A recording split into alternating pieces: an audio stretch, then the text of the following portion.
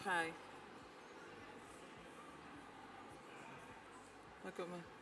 Good morning, everyone. Oh, God, that's loud. That's really loud for 8:30, isn't it? Good morning. If everyone can take a seat when you're ready, because we're going to kick off, because we've got a lot to get through.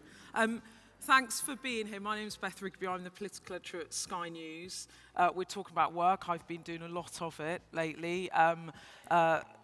3 new prime ministers in 4 months is not the normal order of affairs. And in fact, the Collins Dictionary has made permacrisis the word of 2022. So I'm hoping that 2023 will be a little bit calmer, because honestly, political editors are only meant to do the handover of power once every 5 years. But anyway, thank you so much for coming this morning. I'm so pleased that you can be here with Robert Half. I know we've all become comfortable with working from home, so it's really nice that you all got here suited and booted by 8:30.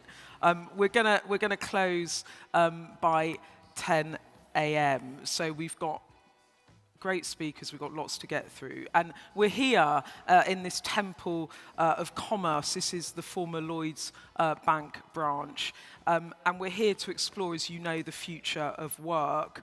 And in some ways, the future of work's already here, isn't it? Because we've evolved, haven't we, in the conversation from where should we be working, i.e. do we work at home, I work on Zoom quite a lot, but I always get kicked out at 45 minutes because I never paid for the upgrade, which is really unprofessional of me, I know.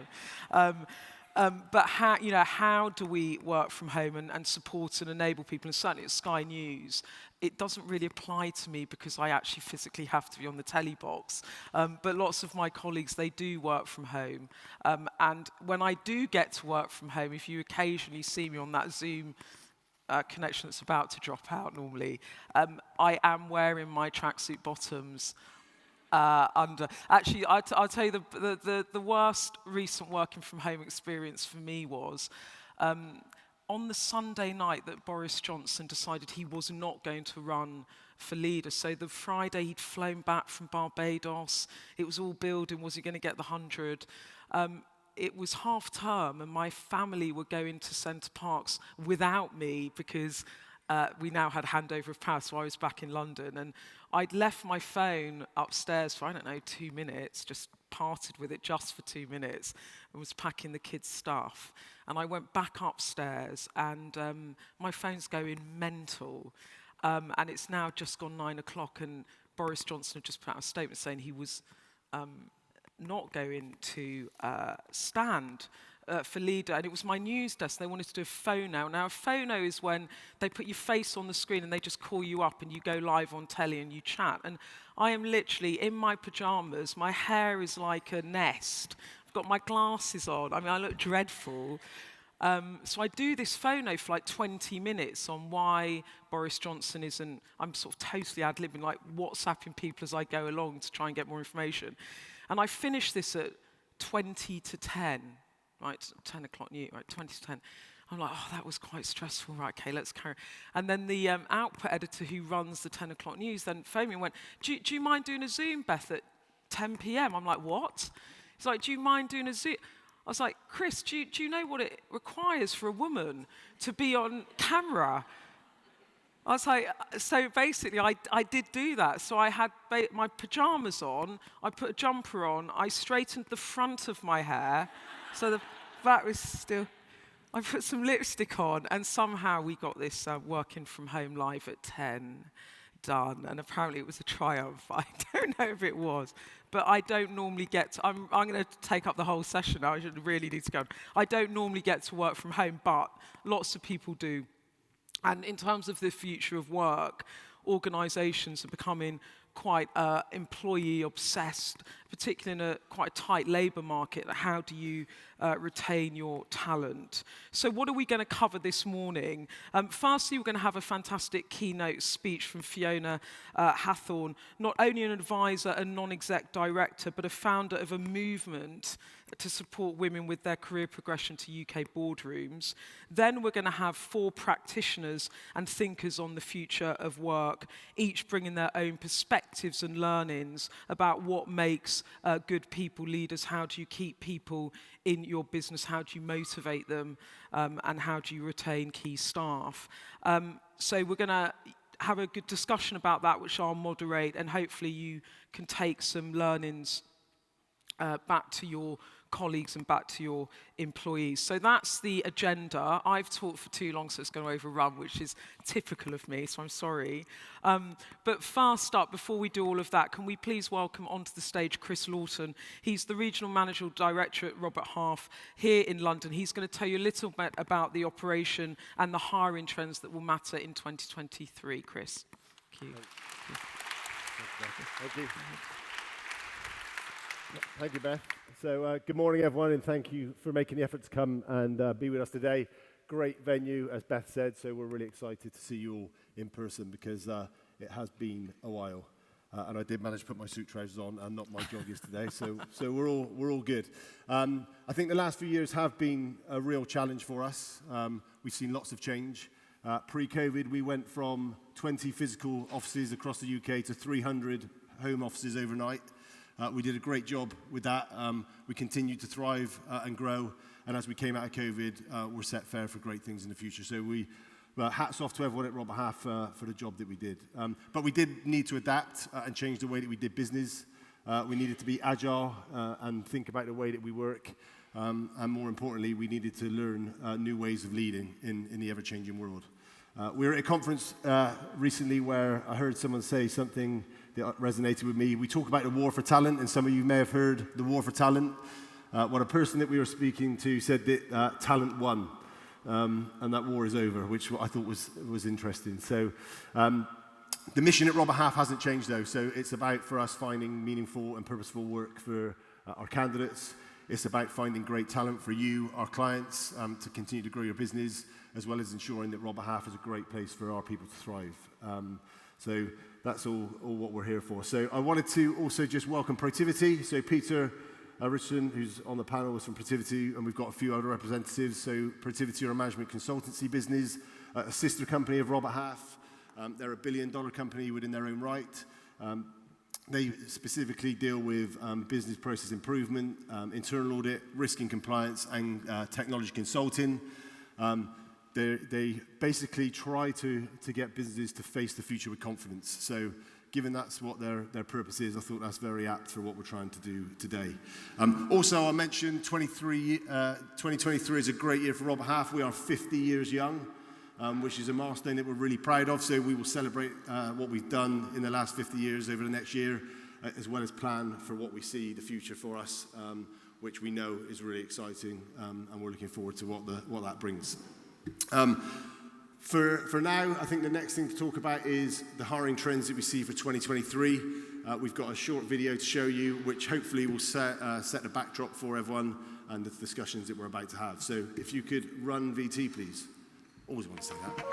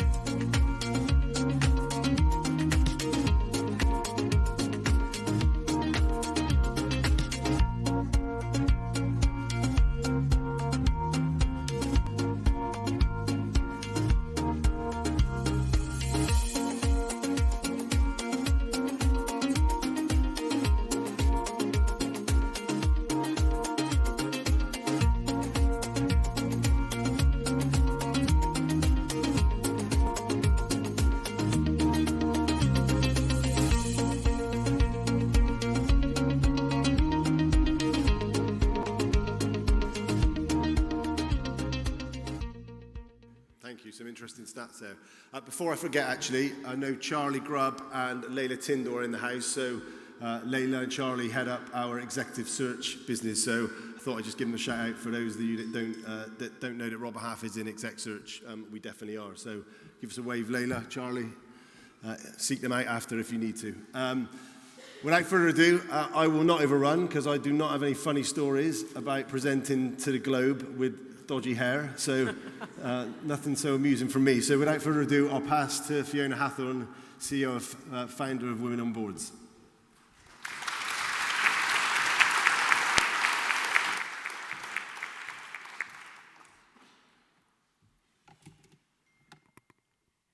Right, well, good morning. Delighted to be here today, and there was some fantastic data and messages from that slide. I thought the interview questions was very interesting as well. I think this is a bit of... Does that sound all right? Right, I want to talk to you about equity, equality, diversity, and inclusion, because leadership matters. And everyone in this room today wants to be treated like an individual. It's the Netflix model of leadership.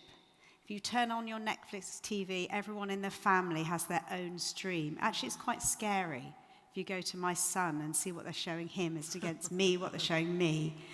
Employers need to think of their employees like individuals. Employees to get on need to shine out from the crowd. And that's complex and it's difficult. Do not leave your career in the hands of your line manager.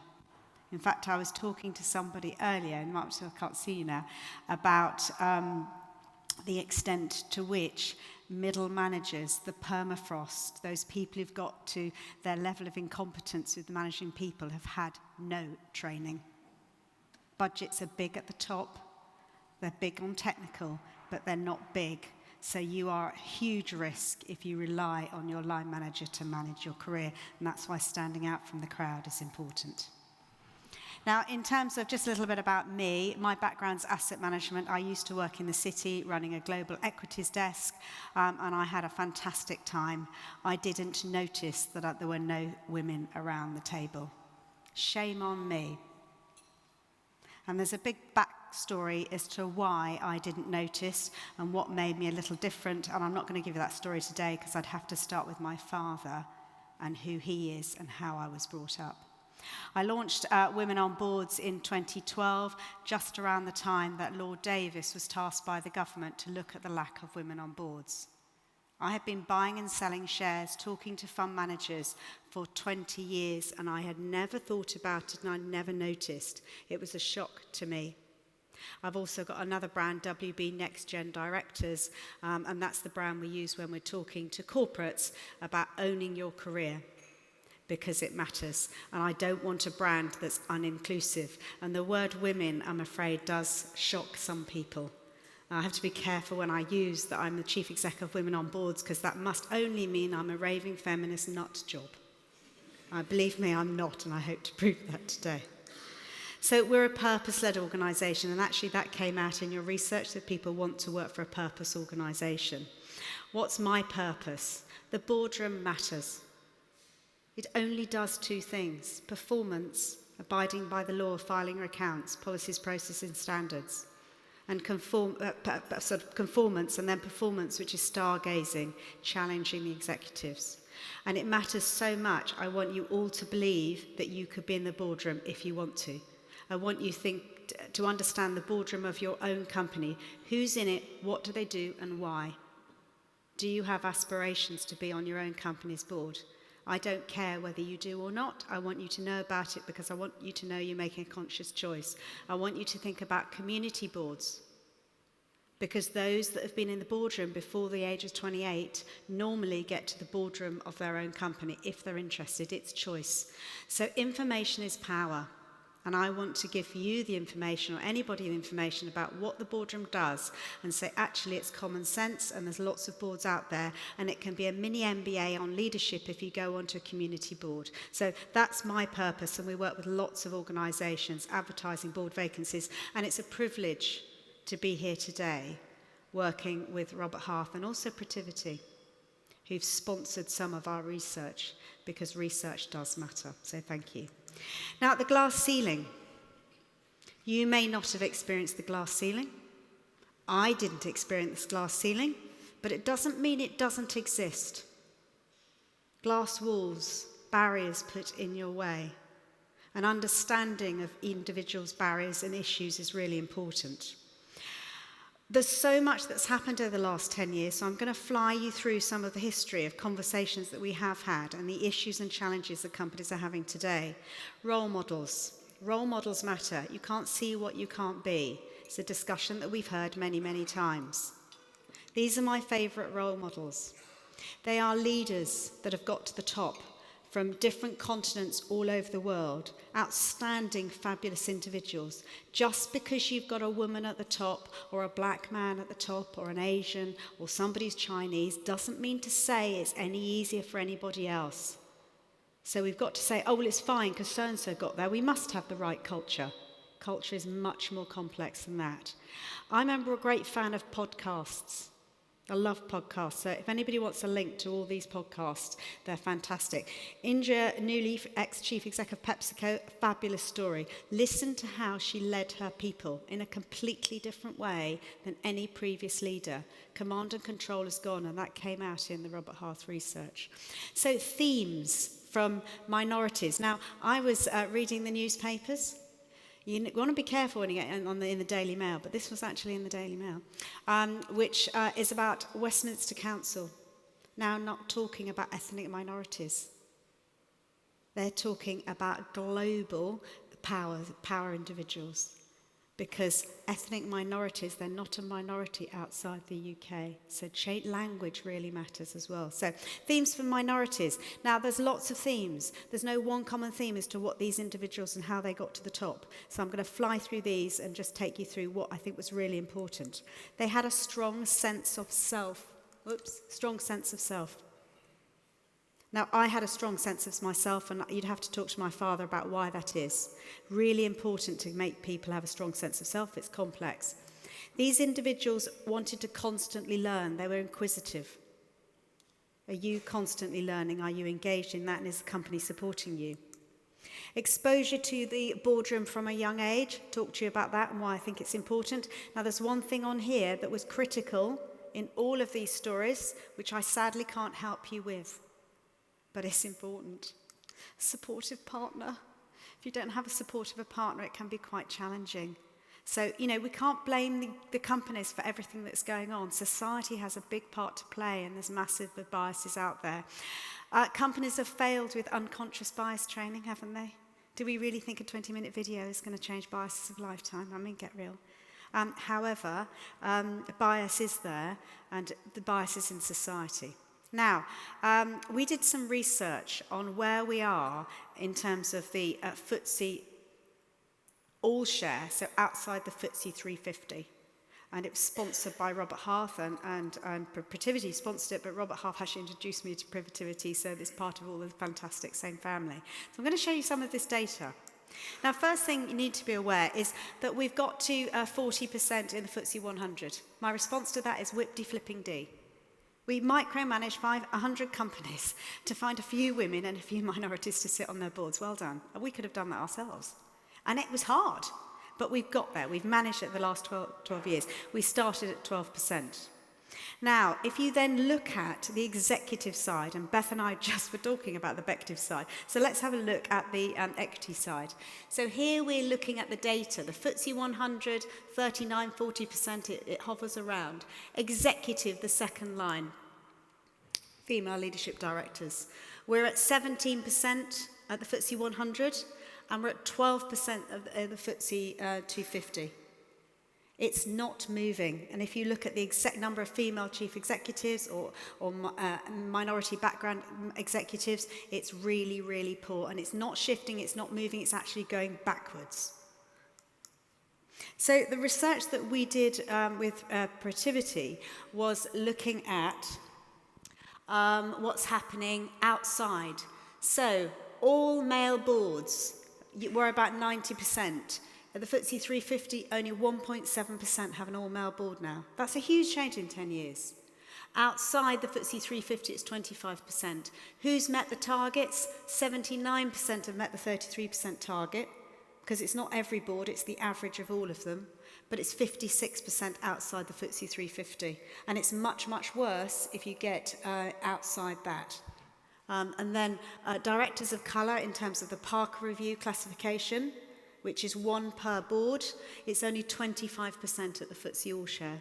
So there's still a huge amount of work to be done, but progress has been made. But there's still a lot of progress to be made in the real issue and not just the boardroom. Now, this was interesting, looking at companies with all male executive leadership teams. In the FTSE 350, it's only 4.6%. Shame on them. But outside the FTSE 350, it's 50%, all male still. And we talk about diversity matter, but there's still a real issue here. Now, what was really interesting, we looked at if there was a male chair, were there more women or minorities in the executive team? And the answer was not much difference. But if there was a female chief executive, you tended to see that the executive team was fully balanced. It was actually at 55%. Now, were they promoting only women? No, they probably weren't. They just have a different view of what a leader is, and they had a very, very diverse team. So it really, really does matter to have people at the top. So that's a little bit about the research. I'm just going to watch time here. Why diversity matters. Honestly, 10 years ago, we had to explain to people why it mattered. It was like a shock. What are you talking about? That's new information to me. Never heard that before. Really? Now I know everything. My favourite story was, it wasn't Tampax, but one of those female hygiene, had an all-male executive team and an all-male board. I mean, you can't make these things up, can you? So, why diversity matters, we've been talking about it. This is some really old research, but I love it. Just in case people aren't sure, if you have people from diverse backgrounds, they confer and give you different information, they have different knowledge, different experiences. It enables problem solving. And it changes the way you think. Fantastic research on that. If you take a whole load of Democrat students from university in America, and they've done this research, and you take a whole load of Republican students and say, you, the Democrat favouring group, can one of you go and talk to the Republican and vice versa? It can be on any subject you like, knitting, doesn't matter what it is, not politics. You work harder because you're frightened. You think you're going into a group of different people. So it raises the bar, it raises standards, it raises quality. So that story ought to be over. I'm going to whiz through on this. There's a McKinsey research. They bang on about this all of the time. There's the Credit Suisse research, which is about it affects your profits, it affects your share price performance. And there's no survivorship bias here. You can cut the data in tech companies, Asian companies, Japanese companies. These companies are just quite simply better managed. So there's masses of research. We don't need to look at it. But honestly, I'm still speaking to companies. I'm asked to go into the boardroom and explain why we have to do all this woke stuff. But it's about profits. So we're getting there. So who's pushing for change? Well, it's changed. It's not just a few individuals like Lord Davis and Philip Hampton and Dame Helen Alexander who are fronting reports funded by the government. The regulators are getting involved.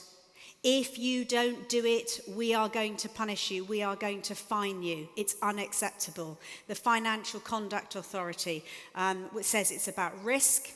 And if you don't manage your culture, you have a toxic culture, it's dangerous for our economy and it's dangerous for our liquidity, it's dangerous for funding. So they're getting. That wakes the board up. They did a few things in the boardroom, it's now getting serious. Your shareholders are saying, what the heck? They're voting you down. Your employees are saying, this is not acceptable. Your customers are saying, sorry, this doesn't look right to me. That purpose is the way we spend our money. It's everywhere. Institutionals, proxy investors, legal in general, BlackRock, they're all saying, we are going to fine you. Now, they're not actually that good themselves. So there's a whole lot going on. So lots changed. And then it gets really exciting. Because power is getting to the minority, the individual, the person on the street, the person. The Me Too campaign. People are calling it out, which is fantastic. And that Me Too campaign is taken to all sections of society. We've got a discussion on allies. Don't just ask the woman to sort the female problem out. Don't just ask the black man to say, you must understand, you're black, therefore you must understand. Or the Asian. It doesn't work like that. Who else is stepping up? So this is when we're getting into leadership. How are you leading? And then, of course, you have to mention George Floyd and the Black Lives Matter campaign. Companies are scared. They don't know how to deal with it. They're frightened of these subjects. And then you've got the employee representative groups. There's loads of them. And many companies today have lost control of them. They know they're vitally important as a touch point of what's going on, but they can't quite control them. And they're not always fit for purpose. So there's some great things going on. It's really important. And then, of course, we've got the international days. International Women's Day, International Men's Day we've just had, International This Day, Wellbeing. Companies are running around like headless chickens trying to think about everything. But actually, they almost need to stop now and step back and saying what is actually working and what isn't working. How do we really shift the dial? And it's really complex and it's really, really hard. So don't beat yourself up too much. But that war on talent that came out of the Robert Half research is so, so important. You know, I was talking to one of our top 4 accountancy firms. We work with lots of accountancy firms who've actually been working on this for a lot longer than anybody else. They don't have everything right. And they said, would we come in and run a leading collaboratively module for some of their middle managers to stop them saying the youngsters are too sensitive? You know, they don't come into the office. They're not behaving properly. They're too fragile. Because the reality is, those leaders have to understand to treat people like individuals, and they are walking. And we need to explain to those middle managers, and very little investment's gone there. So I'm not going to, this is sort of not rocket science. You have to start at the top. You have to treat it as a change program. Most change programs fail because they don't get the hearts and minds of people. You have to upskill people in their leadership ability, give them toolkits on how to run an effective meeting, how to influence up. It's not about how you influence, it's how other people like to be influenced.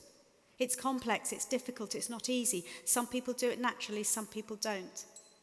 But you can give people tools on how to stop people being interrupted, how to support them.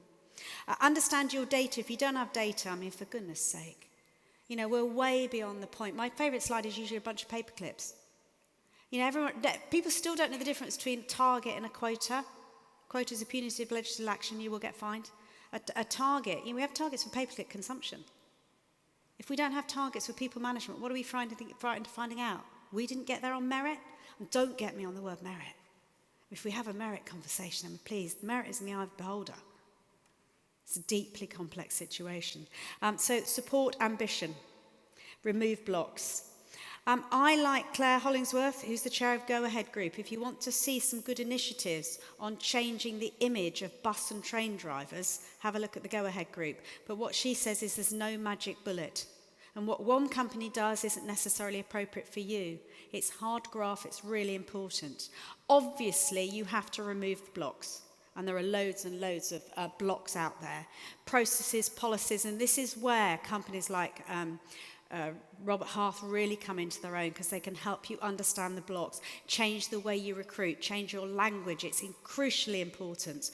Effective promotion, effective leadership, but support your managers is my key message today, because it's tough. Now, we've talked about COVID, and we've talked about the workplace. There's so much research on this, you can get a bit tired. I read lots of research, I read it every day, I've seen it before. Oh, every now and again there's something new. So I did read some research the other day, which was by an organisation called Lean In. You may have heard of Lean In. Sheryl Sandberg wrote a book on Lean In. She got a lot of flack for that as well. But that organisation did some research with McKinsey on women in the workplace. So I just want to show you some of their data if you didn't quite believe what Robert Half was saying in their data, which is giving the same message. So, managers and expectations. Managers are expected now to help their employees develop, support their well-being, promote inclusion. And yet they don't know how to do it. But we're asking them to do it constantly. Please support and please help them. We now understand intersectionality. You can't just fix the women, you can't fix this, you have to understand the intersectionality. So let's look at a bit of intersectionality within women. This is where black women and leaders are more likely to be undermined at work. Having someone say or imply you're not qualified, being mistaken for somebody more junior, having more judgmental questions. And this is data between how many men have it, which of course they do, how many women have it, and how many black leaders have it.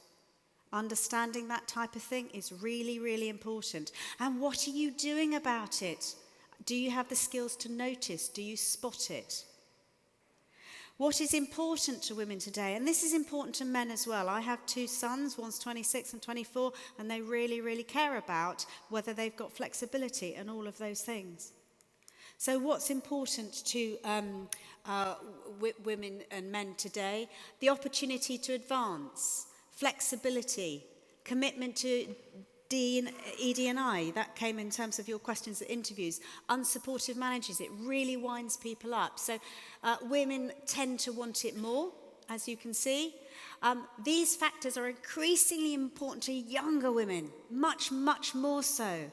So there's a difference in age in terms of intersectionality. And of course, this isn't just about women, it's never just been about women. It's more than that. And I hate this word. I hate it.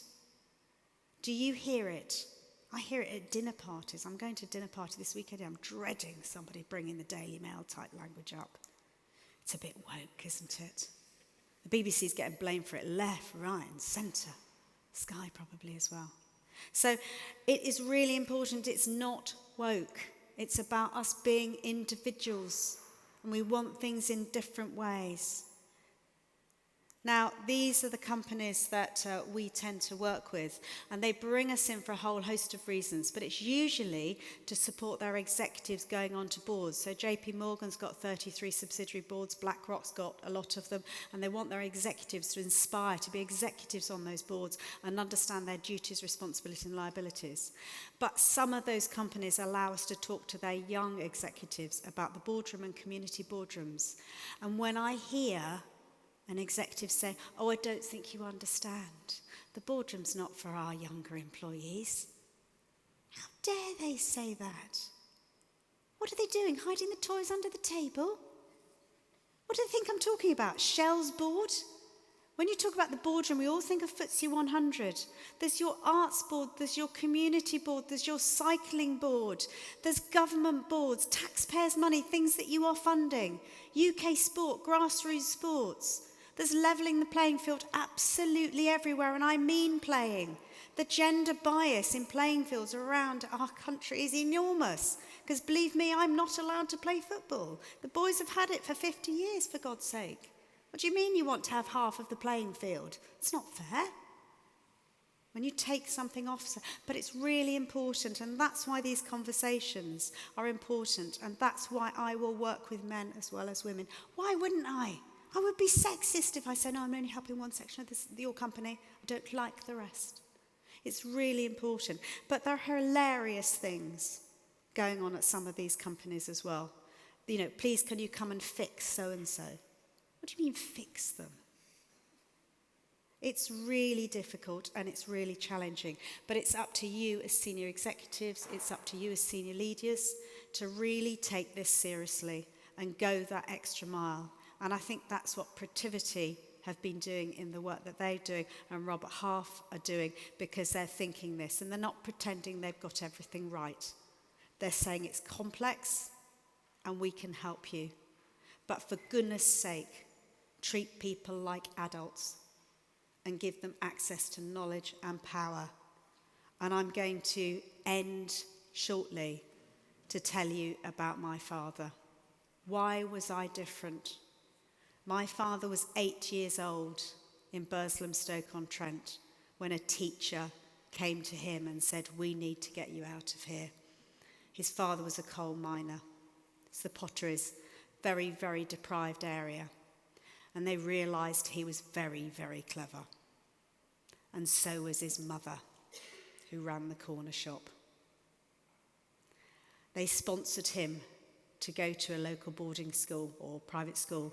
They couldn't afford the uniform. They could afford the first year's uniform if the whole community chipped in, but they couldn't afford the second, the third, and the fourth. So they decided to spend the next 10 years saving for his university uniform. They had a town hall meeting to explain to them what university was because they didn't know. And one of the church ministers at the Methodist Church said, we need to change the way he speaks. He's going to get bullied, and we need to train him to present. So he was coached by the entire community because one person said, we need to help this child. It changed his life. But it enabled me to have power and knowledge because he includes everyone and supports everyone all of the time. And when I was told I was stupid and I wasn't going to university and I was in the remedial group because I'm mildly dyslexic, he didn't even know what that meant, and neither did my mother, and she was a teacher. He was not going to have it. And he told me at the age of 12 that not only was I going to go to university because the university lecturers write the papers, it's not difficult, but he also told me I was going to be an industrial leader and I was entitled to be at the table. And from that point onwards, he took me to every community meeting and allowed me to sit in the corner and colour. He only did it actually because he didn't have any childcare and my mother was working. But it made a difference. And that's the sort of thing that we can all do by making a difference. And it's not helping one person over another person. It's about equality and equity, and it's levelling the playing field. And that's why I am absolutely privileged and thrilled to be here today. So thank you very much for having the opportunity to talk to you today. And thank you very much, Robert Harth and Protiviti. Thank you.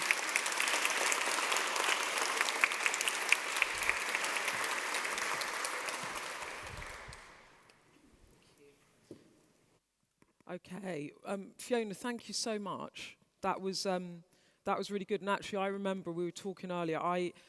Before I went to Sky, I worked at the Financial Times, and I remember covering the inaugural report on women and boards and the distance travelled. But as you were saying, in terms of executive function, the distance still to go. And I think what you said about the difference generationally as well between what younger people now need from employees is something that I think all of us, including me, I'm going to take away from that. But we need to start our panel discussion because we're actually not on time. But I'm going to just introduce everyone, and if you could come up.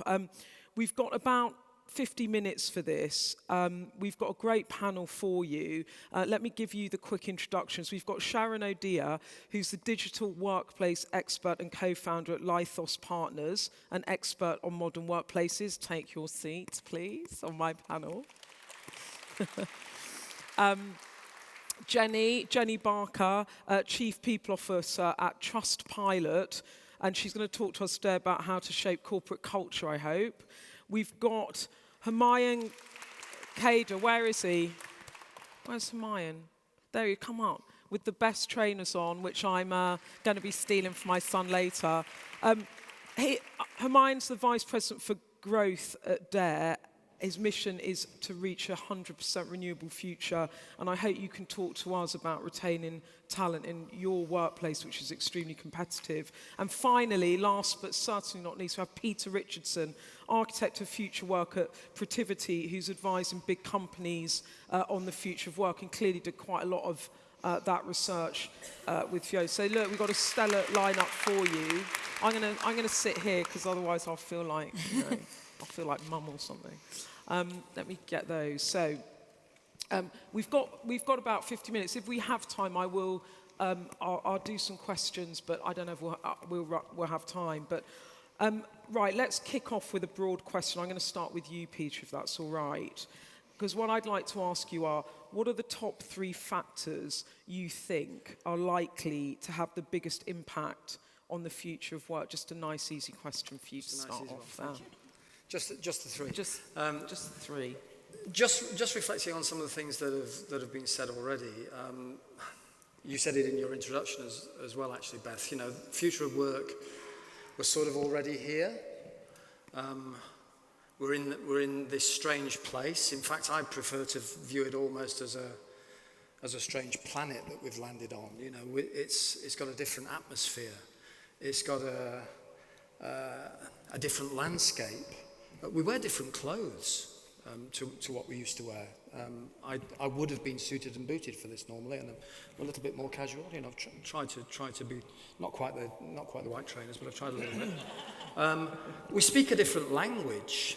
You know, we talk about Zooming and Teamsing, and I heard the word hybridity used the other day. In a conversation. We talk about, you know, the acronym working from home, WFH we use. I've heard it now used in the context of working from headset as well. So we're sort of in this different world, and yet we've landed there, but we don't really know where we are and where we're going. People are still struggling with what do they do next. And now to try to answer your question, the three things I think that people need to address are actually people, and people. We're going to hear a lot, I suspect, about, you know, artificial intelligence and robotics and technology and organizational change and process. But fundamentally, we've still got a lot of issues that we need to deal with and address to do with people. A lot of what was just reflected there is to do with diversity, inclusion. Generational differences, I think, have become extremely acute under the microscope following or during the pandemic. The differences between the generations are actually very, very marked. And the needs at the generational level, let alone at the individual level, as Fiona was just saying, are actually very significant. You know, I'm a baby boomer. I'm comfortable, actually. You know, I like working from home. It works for me. I've got the technology. I've got I've got hi-fi, Wi-Fi, and hi-fi. You know, I've got a great desk to work at. I've got a great screen. I look out over the Thames. I've got some heat. I don't have to share with anyone. It works really well. And yet, you know, I recognise that that's not the same for all of my colleagues, and people have learned to different lifestyles during that period.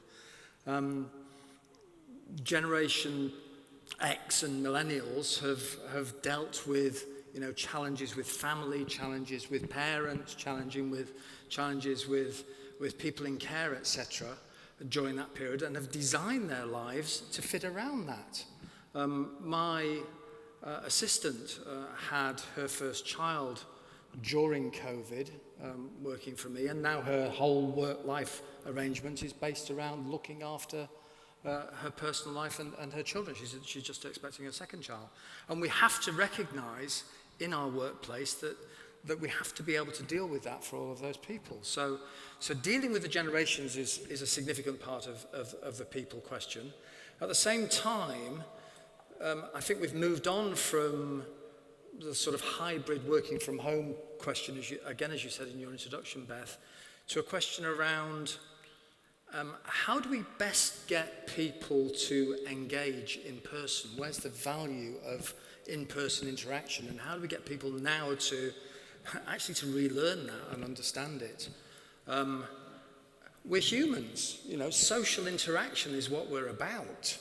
There's a lot of value in bringing people together for collaboration, for connectivity, for celebration, for creation, for compassion, for things that underpin our culture. And we've sort of forgotten some of that. And we've gone into this debate around forcing people to come into an office rather than creating environments where people naturally collaborate and work together and get value out of being together. So office design now needs to be about creating environments and workplaces where people get value out of in-person interaction. So I think there's a lot to address in terms of the people equation. And therefore, finally, the third thing I think that is most important is what I would call people-centric design. We need to now think in everything we do in every way we design our offices, we change our operations, we implement our systems, our solutions, our technologies, how it affects and influences and supports our people. And I think we need to put our people, you said we need to become people obsessed, I think, as well in your introduction. I think we do need to be people obsessed and put our people first and think about that first and foremost as we change the world we live in. I guess there has been, with some employers, a bit of a backlash as well, where there was... So has anyone got a weird... Is it gone? It's like having a mosquito in my ear. There has been, hasn't there, in a way, a bit of a backlash from maybe some big employers who, because of necessity of COVID, people had to work at home, but now they kind of want, some employers, the presenteeism of people back in offices and organisations. I want to come actually to you, Humayan, and then Sharon on this question, which is sort of linked to that, which are changing employee expectations about what they want from work, creating a tension between employees and employers. I think you might have a bit of a different perspective, mine, because you're a kind of start-up, younger company. You're not a kind of big sort of, you know, old established company. But do you think there are tensions there? Yeah, for sure. And firstly, before we go ahead with anything, Layla told me it was casual, so I wore trainers, by the way. That's the reason why I'm wearing trainers. And today. Also, these trainers are like... No, let's get that clear first. And also, they're actually box fresh and very smart in many ways. All right, cool. Yeah, I do think there's a slight tension with some firms. I think the new generation, their expectation is transparency and structure in their career. They want to see where they want to go over the next couple of years. And I think some firms can't provide that because they just don't know it. They're unaware of the landscape with the current economical crisis and stuff. So I think there is a slight mismatch. And when there's a slight mismatch and people are misaligned, I think there's going to be problems that come along. And I think the best thing you can do is just to be absolutely clear along the whole process. Now, what I've found is that companies come in and they have this great mission statement and they have this great thing that they want to offer out. Then it goes to the hiring managers, then it goes to the agent, and then it goes to the JD, and then it goes to the person that they're trying to recruit. There's a lot of opportunity for miscommunication along the way. There's a lot of opportunities for something being promised that it doesn't get delivered, and vice versa. And what happens by the end of it is that they come for something that they thought they were getting, and they might not. They might not. So I think the most important thing to do is just to be absolutely transparent to make sure that your future talent is aware of what they're going to get. And are you finding with your talent that you have to be very employee-centric, so you kind of have to give, because you're in a competitive space, right? Do you kind of have to give them what they need in order to keep them? I.e., what Fiona was talking about, sort of individually tailoring packages, is that kind of your approach? Absolutely, yeah, absolutely. And I think you have to start off with a really strong base with what you think your key demographic is, first and foremost. I think for us, our perks and our offerings grew with the firm.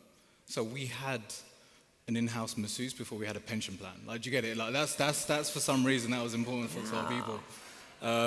So yeah, we've had to definitely be dynamic in our approach and individualistic, and also we're small numbers. We went from 40 to about 200 people this year, and you still have to treat people as just not economical units but individuals, and make sure there's an offering for everyone that wants to come.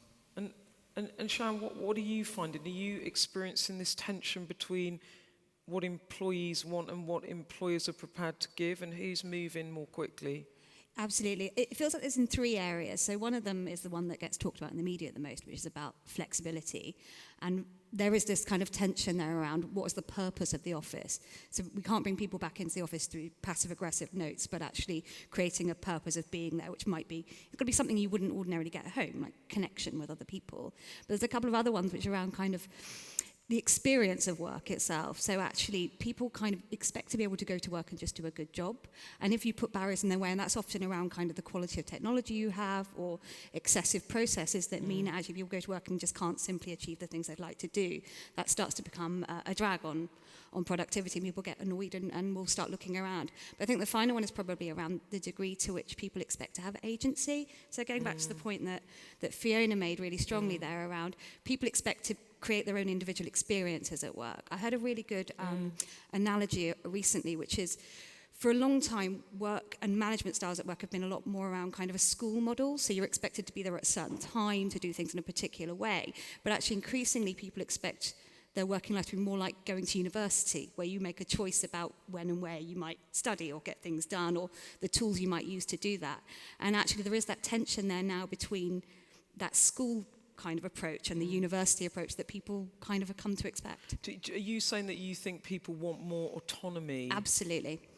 And is that a COVID-related development? And what I mean in that is the kind of the culture of presenteeism has changed because by necessity it did? Or do you think it's about a new generation just having a different perspective on what work is to say to oldies like me? I would probably say it's both of those things. That actually, the trends that we see at work are actually just trends that you see in broader society. So a lot of this around, the move towards increased flexible working was happening anyway, driven by technology, but also recognition that our needs from work are changing due to demographics, the need to manage caring responsibilities, the fact that we're all working into our 60s potentially or older, as they're talking about increasing the pension age. So actually there is it was just accelerated by COVID in many ways. But then a lot of people, I think, we sat at home for 2 years, a lot of people started to think, well, life's too short to spend 2 hours on the day on the train, shoved under someone's armpit on the train into Waterloo. So actually, I think a lot of people just reassessed what they were prepared to put up with. And there's a lot of research around that says, people will be willing to take a lower salary in order to have that flexibility, recognizing, that maybe life's too short for this kind of thing anymore. And let me come to you, Jennie. In terms of organisations, how can they differentiate employee value propositions to meet a wide range of employee needs? How does that work, and what can employers do? Yeah, for sure. So I think I agree with what everyone has already said in terms of expectations are rising, but it definitely makes it harder for organisations to kind of meet all of those different needs that are coming forward and sort of coming forward more strongly these days, I feel. I think the first one is sort of similar to what Humayan said around personalisation. So people really expect this choice. We have it in, the covers on our phones, and we have it in, do you want foam or no foam on your soya latte? We're used to making these kind of decisions about this is how I want it to be. I also totally agree with the point on autonomy. For me, this whole debate around, is it 2 days in the office or 3 days in the office? That's not what people are interested in. They're not interested in being told you can work 2 days at home and those are on a Monday and a Friday. They're interested in figuring out work that works for them, and they're interested in making a decision each day, what's going to work best for me today in terms of what I've got to get done. But in terms of what organisations can sort of do is to offer that as much as possible, to kind of offer that differentiation in terms of kind of flexible benefits. I choose, is a pension more important to me at the moment, or an in-house masseur? The work patterns, both in terms of where you're working and when you're working. We're even looking at the moment, take Easter bank holidays, for example. Those are a UK bank holiday, but they are religious-based.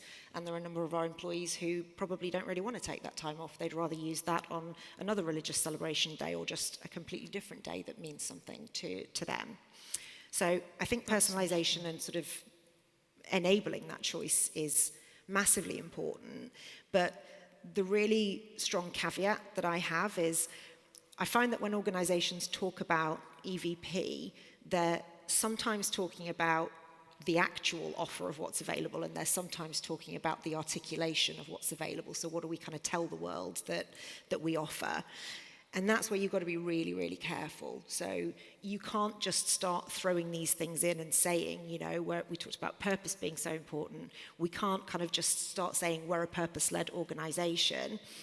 So actually there's a part of me that wants to say that organisations should not try to be all things to all people. I think organizations need to get really clear about what it is that they offer, and that's the differentiator. And people can opt into that and say, you know, at this point in my life, this organization is going to work better for me for X reasons because it gives me these things.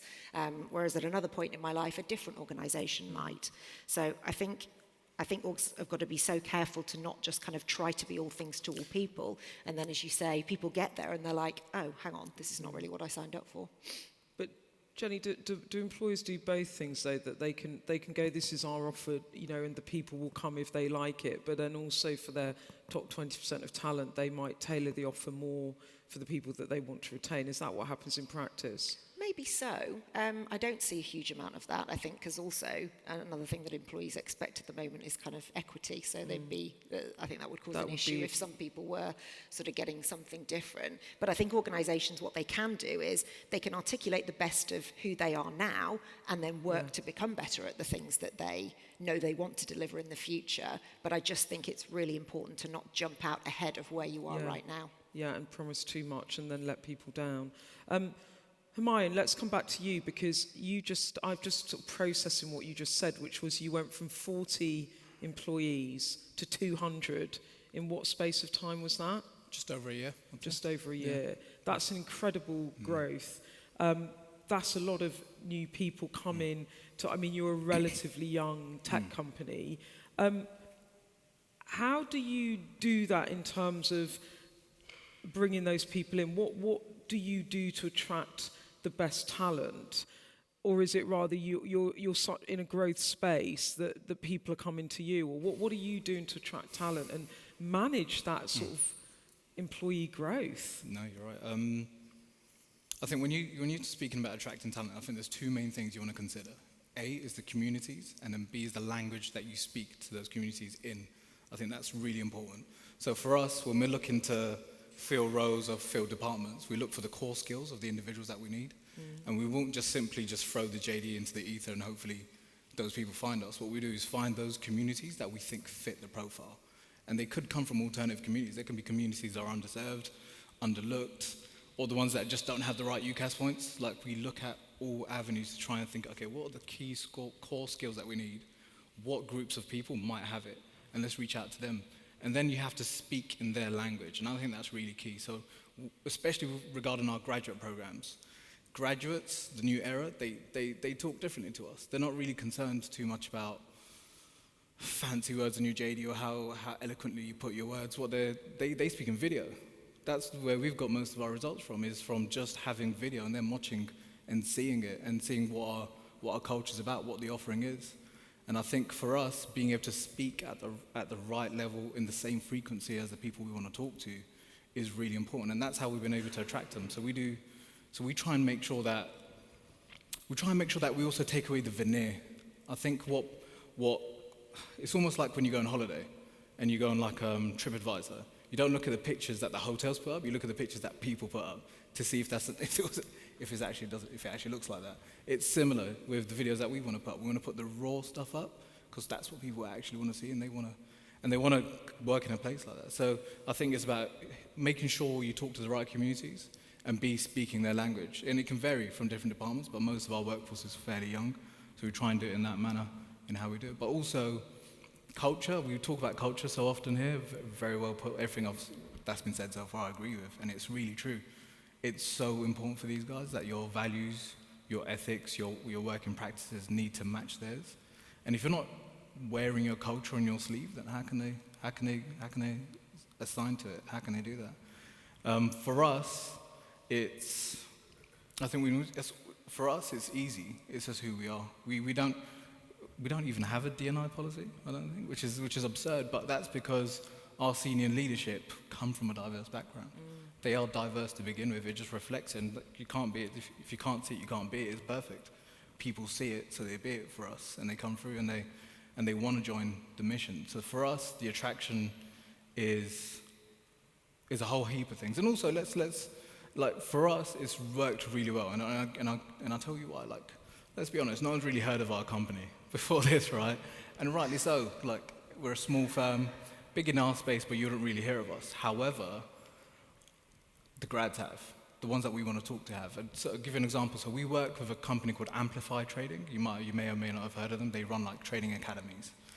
And they run it for all the big banks, and most recently they run it for us. They've found that when we're running campaigns, we have the same uptake as tier 1 corporate banks. But still nobody will know of us outside of those groups. It's about making sure the right people know who you are. You're speaking to them directly and you're saying the message that you want to say. And that for us has been the most important thing. I think salaries and titles bring people in, but I think culture is why they stay, and that's why.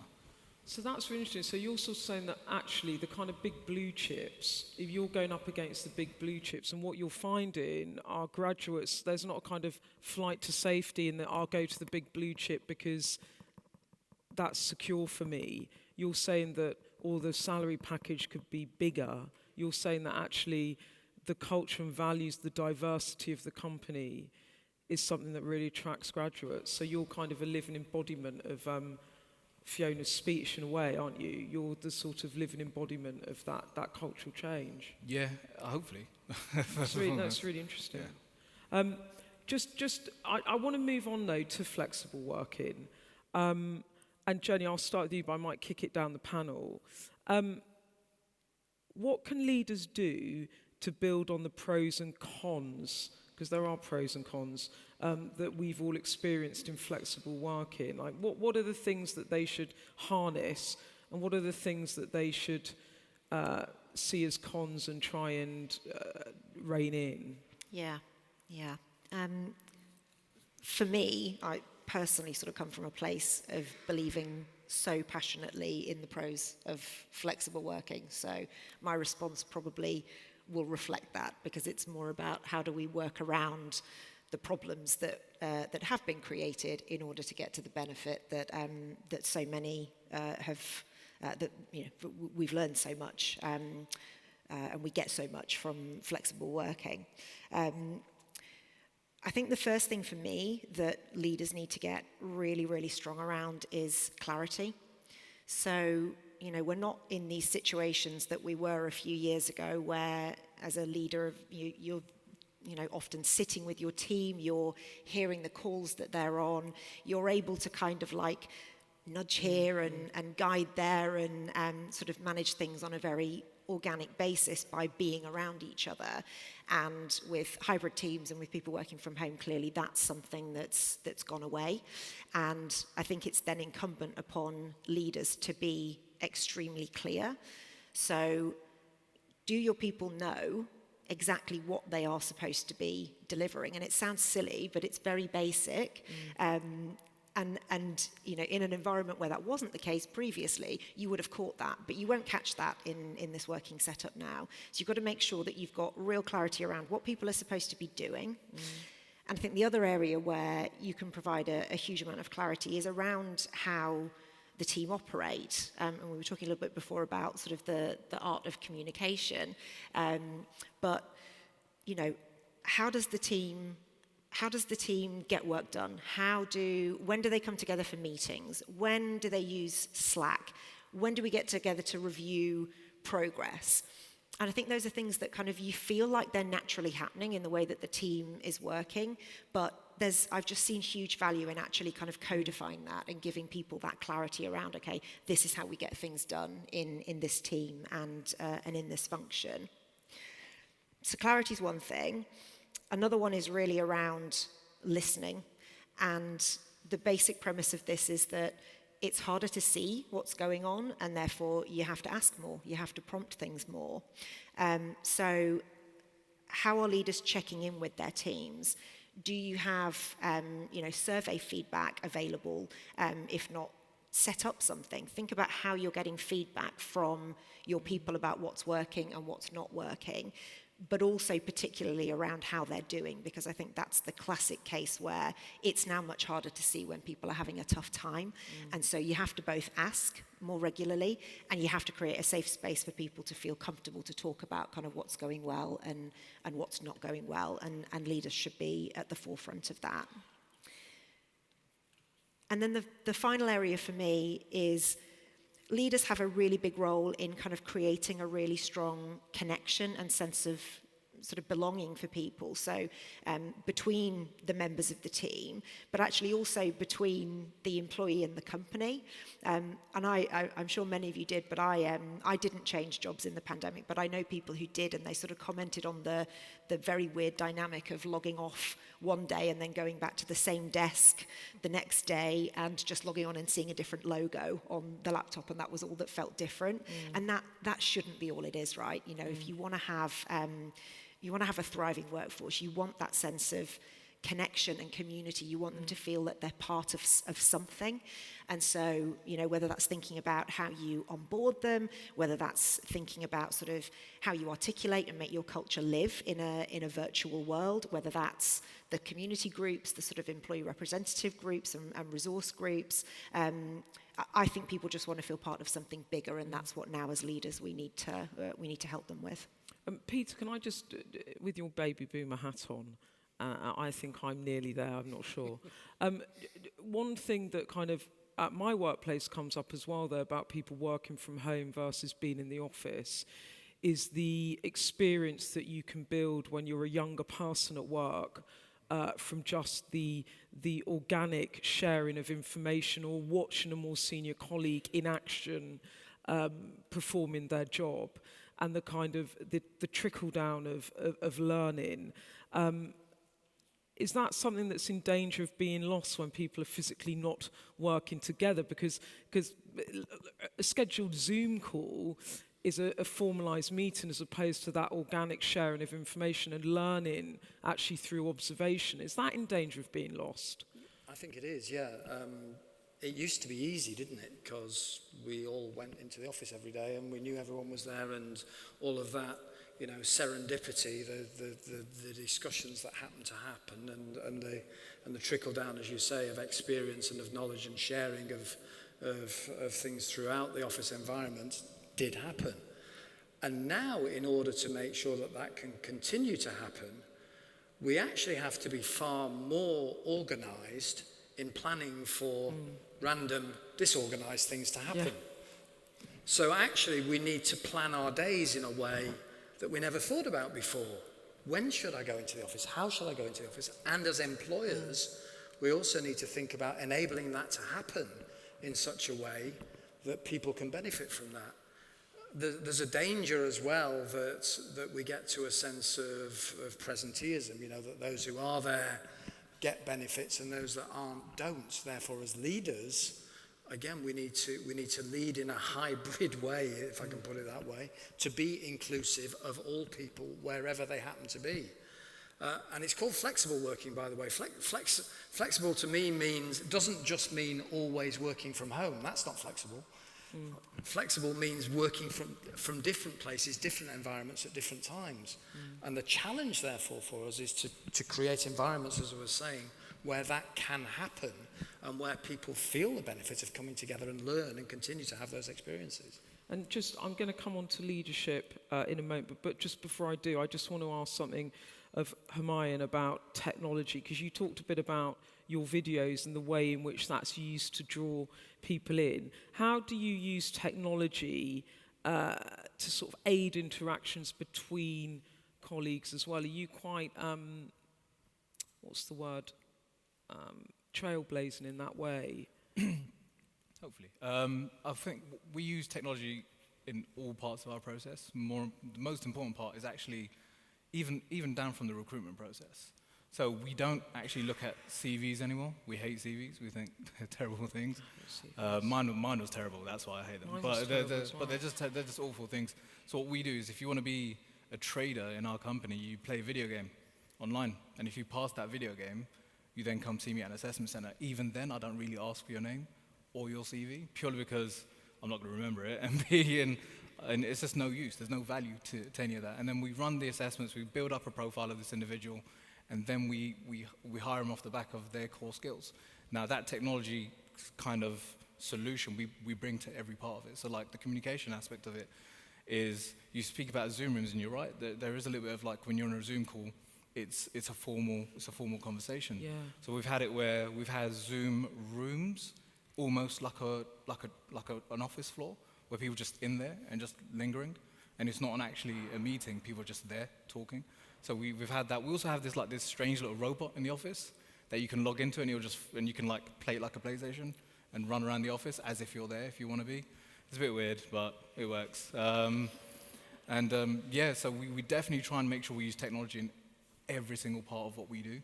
But most importantly, it's just an environment that most of the time people just want to be there, and they come. And so you find people do come into the office because it sounds like quite a nice. I mean, I wouldn't mind coming in. Yeah, you're going to come? Yeah, you can come. Have a massage, play on the gate. No, it sounds like an attractive place to be. And I wonder as well with AI, like whether you're going to end up having virtual boardrooms anyway, which I don't really get how that's going to work with our headsets. But anyway, I'm sure Metro will help us out with that soon. I just want to we're actually kind of getting towards the end. I want to bring it now back to leadership. And I want to start with you, Sharon, here. And the question is, how can leaders drive high performance with modern workforces, hybrid, multi-generational? How do you kind of deal with all the individuality but still manage the goals and drive high performance? What's the solution to that? I think the real challenge for leaders is to truly understand what the barriers are to effective working and unlock those for people. So we've done it already in this room. There's this real over-focus on people in desk jobs, but actually 80% of workers worldwide are in some kind of frontline role. Like in your case, you're out in front of a camera. And, that actually we're all reliant on technology and on process to get things done, but we often design it for our own narrow field of how we get things done, not recognizing that we need to fully understand the complexity of experience. But also for me, actually, we all need to be kind of futurists to a degree, because we were all talking about the future of work already here, but change is continuing to happen. So we need to have an eye on the future and start to think about, actually, there's so many other forces of change that will start to affect us soon, like demographic change, even climate change, sort of societal trends, what's happening in the economy. It will all start to impact within the workplace. If we want high-performing teams, we need that sort of greater awareness of what's happening, not just in the world today, but what the potential changes for our organisations in the future as we're an ageing society, or one that has different consumer expectations. So I guess the role of leaders there is to have a much greater understanding of what the potential expectations of work are today, but also in the medium-term future. And Peter, how do you still keep performance high when everyone's working in different ways with different expectations? A few comments. So first of all, I think we have to recognise, as everyone's been saying, that we're entering a period of change. We don't know all the answers. So first of all, let's be authentic and honest and admit that actually we don't exactly know what's going to happen, and we're going to experiment, and we're going to have to take some risks. And therefore, as leaders, we need to be prepared to take those risks and take it on the chin when things go wrong, and acknowledge that we don't have all the answers, and that we're human after all. So I think that's one point I would make. People have referred to before, of course, the sense of purpose, the why, the relevance of an organisation. I think that's critical as part of that journey setting, if you like. In order to enable our people, though, to operate effectively in this world as well, I think we need to make significant new investments in soft skills, in engagement skills, in communication skills, in listening skills. I think there's been an underinvestment typically in those skills over time. We still need, of course, to upskill our people technically as well, digital skills, for example. And I think that's probably part of a retention strategy that will work for most organisations. So re-equipping people and enabling them to be upskilled, I think, is a significant part of enabling the organisation to be higher performing too. And Jennie, what do you think organisations have to do to drive both performance whilst also retaining this diverse bunch of employees that could be working in all different types of ways? It's becoming more challenging, isn't it? It is, for sure. And high performance is sort of my primary area of focus at the moment. And it's become, I think this term high performance has become a bit of a loaded word, and I'm seeing that employees are often switching off when organisations start talking about we need to raise to a level of higher performance. And you sort of look at the backdrop of where we are at the moment, threat of recession coming through the 3 years that we have had, budgets are being cut, people feel like they're being asked to do more with less. And there's a worry that when organisations start talking about high performance, it's actually just about how can we kind of squeeze more and more output out of these people. And so it switches people off. We've been taking a bit of a different approach to high performance at Trustpilot. We've been working with a researcher who specialises in understanding what the common elements of the highest performing environments in the world are. What do they have in common? Why are they like that? And so he works with, Harvard, senior officials at the Olympics, the best samurai master in Japan, sort of this wide range of high performance environments to kind of pull out, other than just trying to kind of squeeze more out of people, what is it that we actually need to do differently?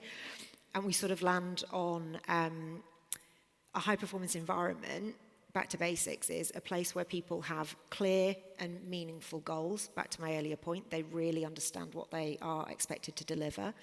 They have laser focus on a small number of things, which I think is so important for us to think about at the moment. Everyone's dealing with so much, but actually strong performance comes when you really kind of laser in on what matters most and do a really great job of something impactful.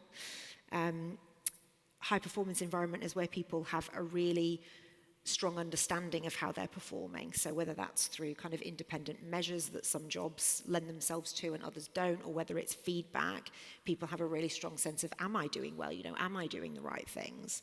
And then finally, it's a place where there's a benefit to strong performance and there's a consequence to poor performance. And that sounds awful, right?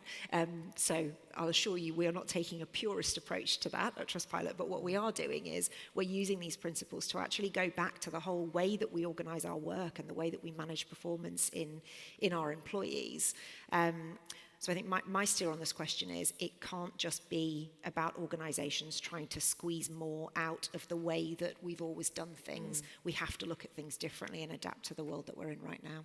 Okay, and we've got 10 minutes left. I'm going to quickly run down the panel and ask like one piece of advice, and then I'm going to throw it, because I love audience questions, not to me, but I love audience questions. So my final question to all of you is, what would be, to this room, your key piece of advice about how to prepare for the future of work? So kind of think big picture while we're all sort of doing our day jobs. Peter? Just a couple of things.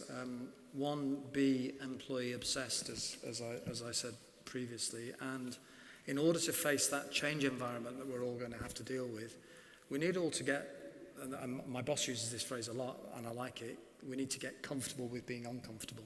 Okay. I spend my life being comfortable with being uncomfortable. It's kind of my mode of random. Ryan? I think you have to be authentic.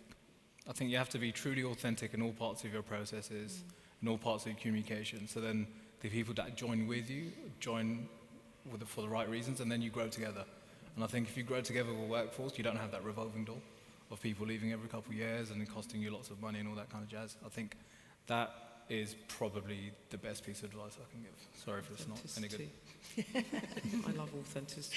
Mine would be around thinking about your people as individuals and then really listening to them. Let the employees guide us as organisations in terms of the way that we navigate this difficult time ahead. You've already taken the one I was going to say about individuals. So probably it would be around the need for flexibility, because we can't ever fully know what change is coming down the road. And thinking just about the example of COVID, the organisations that coped the best were those that were most able to change quickly and adapt quickly. So we don't know what's coming down the road, but if we ensure we have the right decision-making processes, technologies, and so on, so that we can adapt when it does happen, because the future's on its way. Okay, the future's coming. Authenticity, being comfortable with being uncomfortable, comfortable with being uncomfortable, individuals, flexibility, all things that we should all embrace probably. I have got 8 minutes or 7 minutes, so I've got some roving mics. Does anyone have a question? Does no one have a question? Come on. Someone's got a question.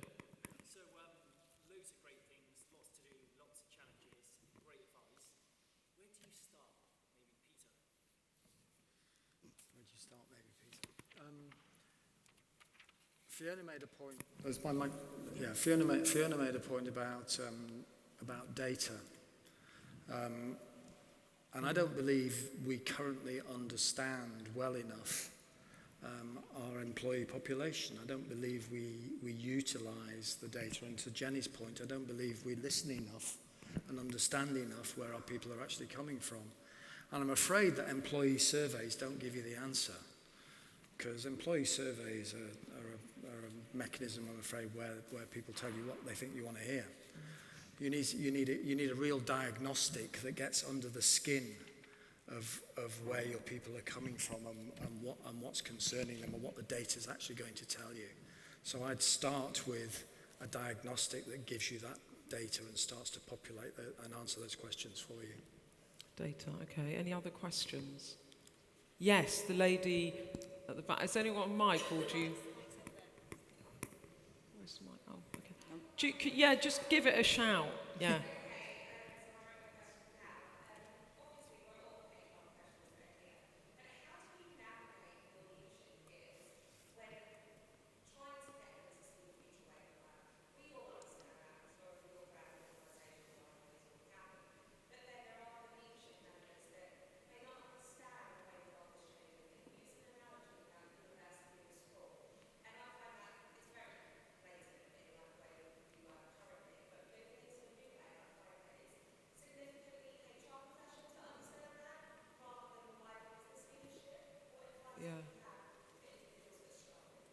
That's a good question, actually, isn't it? Like, how do you get it, you understand this, and you all understand, but how do you try and communicate that? Do you want to take that, Jennie? Sure.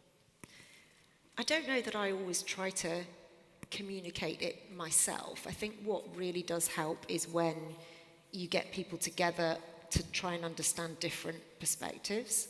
So I do find that often sort of I think about my role as a translator sometimes, and I mean I remember a brilliant time at a prior organisation where we were reconfiguring the floor and we were taking away executive offices, and I had on the one hand sort of the execs who were furious and really couldn't believe that this was happening.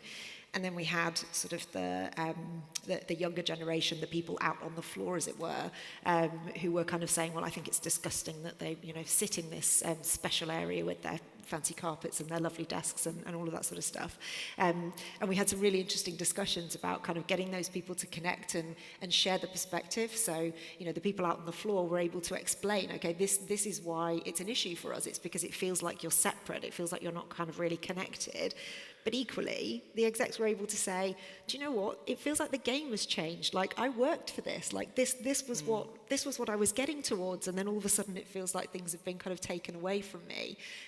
So it's not necessarily about, I think, us always translating, but really kind of connecting people up and sometimes using, data to support that, to get people to really kind of dig in and understand each other's perspectives more. Can I build on that one? Yeah. So it's a challenge that we'll often find, actually, it's when you're looking at that leadership level who aren't hearing those stories from the front line, sometimes it's really useful to just flag up what the potential risks are in terms of, is it a problem for talent retention and attraction? Is it ultimately, are there cost savings? Ultimately, sometimes you need to speak to the bean counters in their own language about what the potential impacts will be if we don't start to adapt to this kind of new future of work. Okay, I've got one more question, the gentleman at the back.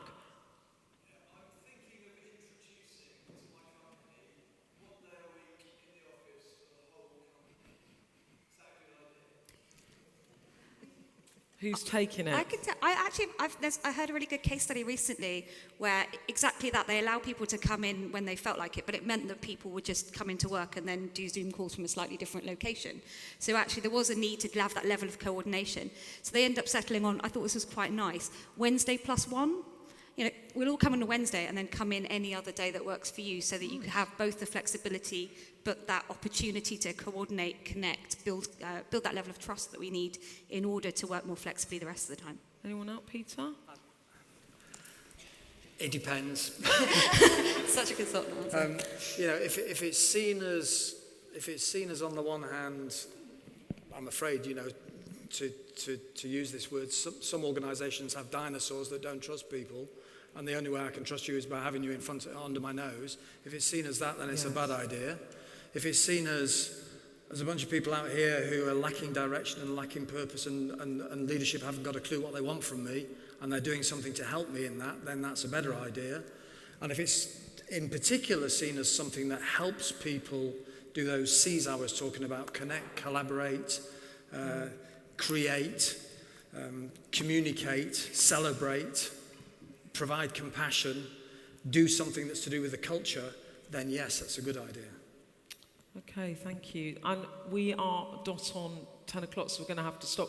I just want to thank all of you. I've actually learned so much this morning, myself, about work, about how I work, about how Sky News works, and about how we're all going to be working in the future. So thank you to all of our panellists for your time. Thank you for your brilliant speech, Fiona.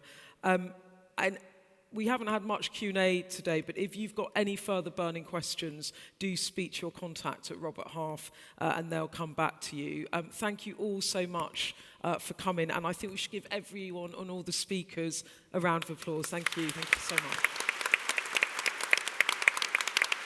You want to wrap?